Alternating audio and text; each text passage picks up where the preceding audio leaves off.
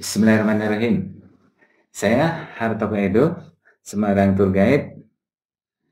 Hari ini saya akan menyampaikan tour guide preparation, yaitu hal-hal apa saja yang harus dilakukan oleh seorang tour guide sebelum menjalankan tugas kepemanduan. Seperti yang kita ketahui, bahwa tour guide maupun tour leader adalah merupakan duta perusahaan perjalanan yang menunjuknya. Dia merupakan mandataris perusahaan dalam menjalankan kegiatan wisata, sekaligus berperan sebagai unit kerja pemasaran dalam menciptakan market retention maupun penjualan produk perusahaan lainnya. Keberhasilan seorang tour guide dalam menjalankan tugas sebagai penyelenggara kegiatan tour akan berdampak positif bagi perusahaan perjalanan yang menugaskannya. Dia merupakan visi pertama bagi wisatawan untuk mengenal produk jasa lainnya yang dapat dikonsumsi oleh wisatawan yang dibawanya tersebut. Sebaliknya, seorang tour guide yang membosankan bagi wisatawan akan berakibat fatal bagi perusahaan perjalanan wisata tersebut. Dia akan menutup semua peluang penjualan produk jasa perusahaan perjalanan yang menugaskannya melalui cara obrolan-obrolan negatif yang dapat mempengaruhi untuk tidak membeli produk perusahaan tersebut. Wisatawan yang puas akan menjadi sales agent bagi perusahaan. Sebaliknya, wisatawan yang komplain akan menjadi ancaman bagi perusahaan melalui referensi negatif yang diberikan kepada orang lain, apalagi jika mereka mengulas keburukan tersebut di profil bisnis maupun di media sosial lainnya. Karenanya, seorang tour guide seyogyanya harus memperbaiki diri pribadi, baik dalam pengetahuan, kepribadian, dan pendukung keberhasilan lainnya guna eksistensi dirinya maupun perusahaan. Di sini ada 11 topik bahasan yang akan saya sampaikan, yaitu yang pertama, pola pikir tour guide. Yang kedua, pemahaman tugas pramuwisata. Selanjutnya, mengenali wisatawan. Yang keempat, memahami sikap dalam memberikan pelayanan. Kemudian, yang kelima, memahami teknik pelayanan.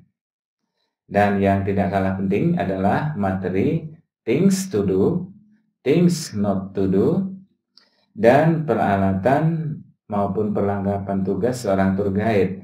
Kemudian yang kesembilan, mempersiapkan mental, kepribadian, dan fisik.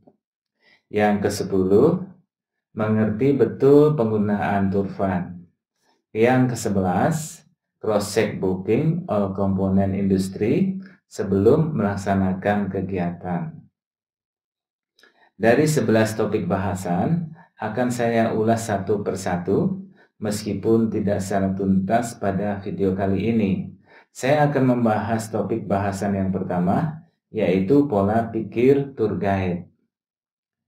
Sebagai seorang tour guide, Anda wajib melengkapi catatan pola pikir tour guide secara detail pada setiap tempat wisata dan daerah tujuan wisata.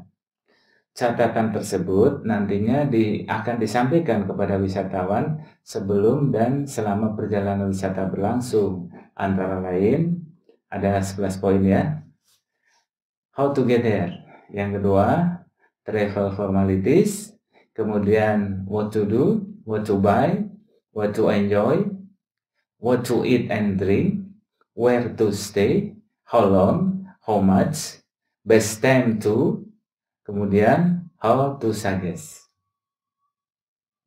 Nah, yang saya sampaikan tadi silahkan teman-teman simpan pada aplikasi Google Keep. Saya akan jelaskan mengenai poin yang pertama, yaitu how to get there. Dalam kepemanduan menyampaikan petunjuk arah atau how to get there secara jelas dan efektif sangat penting untuk memastikan peserta memahami rute yang harus diambil. Di sini ada beberapa tips yang teman-teman harus persiapkan sebelum menyampaikan how to get there kepada wisatawan mengenai sebuah objek wisata atau destinasi. Yang pertama, pengantar. Silahkan mulai dengan pengantar yang singkat untuk menarik perhatian peserta dan mempersiapkan mereka untuk mendengarkan apa yang akan Anda sampaikan. Contoh penyampaiannya seperti ini.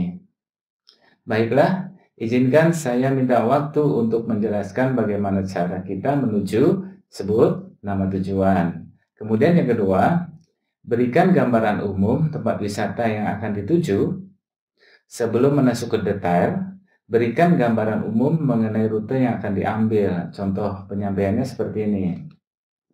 Saat ini kita berada di, sebutkan, di mana saat itu Anda berada.